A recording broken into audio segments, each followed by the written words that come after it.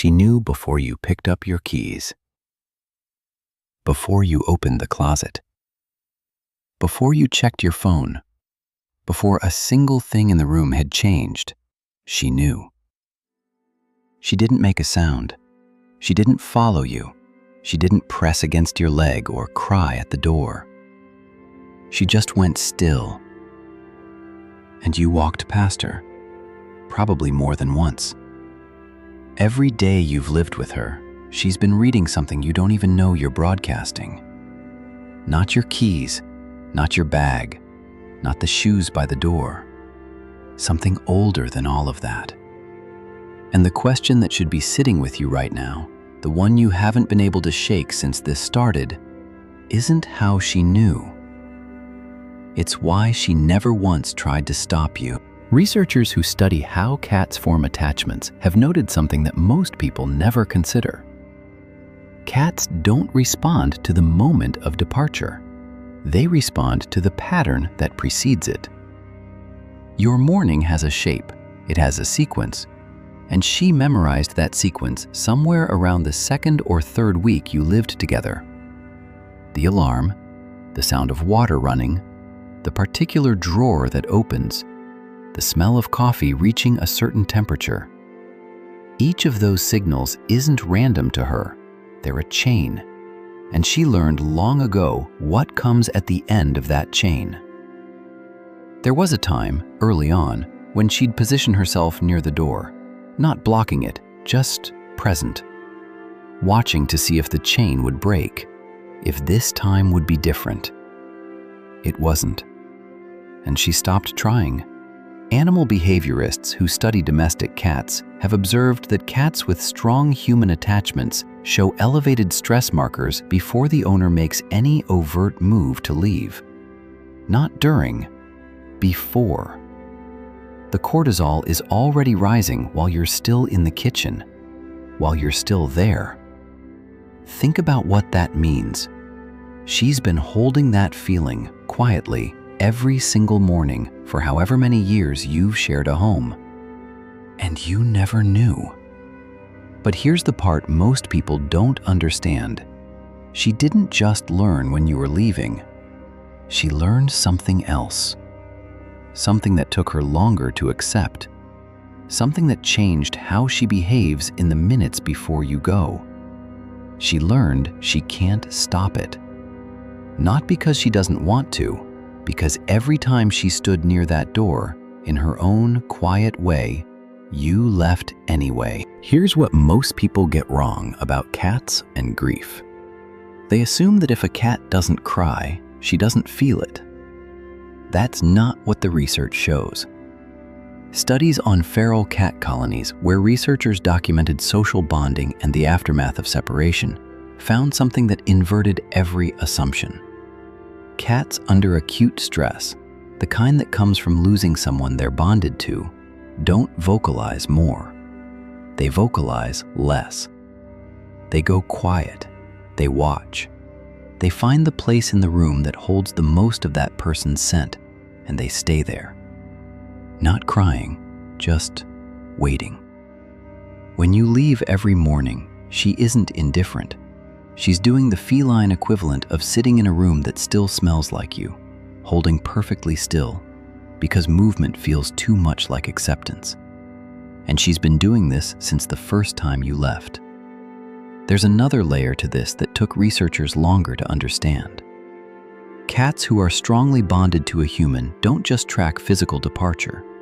They track emotional distance. The days you left distracted. The days you didn't look at her before you walked out. She noticed. Not because she was keeping score, but because you are the only thing in her world that she cannot predict and cannot afford to stop watching. What she feels in those moments has no clean translation into human language. It isn't sadness exactly. It isn't fear exactly. It's something closer to the weight of caring about something you've never been able to hold. And the version of that weight she carries every morning, you've walked past it without ever once seeing it. There's a distinction that animal behaviorists have drawn between cats who were raised with humans from birth and cats who came later, who chose to attach themselves to a person after already knowing what it meant to be without one.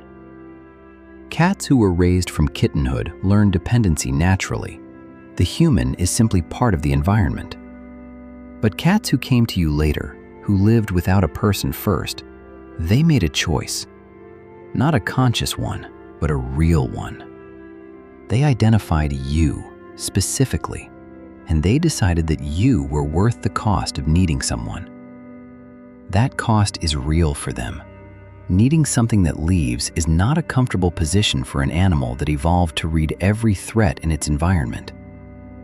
And yet she stayed. She's been doing it since the first morning she knew what the sound of your alarm meant. Every departure since then has been a small, quiet confirmation of something she decided to accept without anyone asking her to. She never asked you to stay, not because she doesn't want you there, because she already knows you're coming back. That kind of trust, the kind that doesn't demand proof, doesn't come from instinct. Studies of separation and reunion behavior in bonded cats show that cats with secure human attachments don't escalate distress behavior because the departure has already been processed as temporary. She's not reacting, she's waiting. There's a difference. And the difference matters because it tells you something about what she believes about you. She believes you'll be there when the light changes, when the sounds of the house shift, when the door opens and you step through it, and she's been right every single time. She doesn't ask for much in the minutes before you go. She doesn't follow you from room to room. She doesn't cry at the gap under the door. She doesn't make it hard. She just finds somewhere to be where she can still see you. A corner of the hallway, the edge of the bed, the arm of the chair you sat in last night. And she waits there, still, quiet.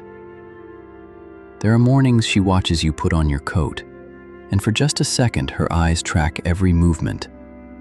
Not to stop you, she already knows she can't. Just to hold the shape of you for as long as you're still there to see. You've probably walked out without noticing. Most people do. But somewhere in the routine you've built together, the alarm, the drawer, the shoes, the door, there's a moment she's been waiting for. 2 seconds, maybe less. The moment where you pause, just slightly, and she knows you know she's there. That's the whole thing. That's what she's been waiting for. Not more time, not more of you. Just proof that you saw her before you disappeared. She's been offering you that every single morning, without asking if you noticed.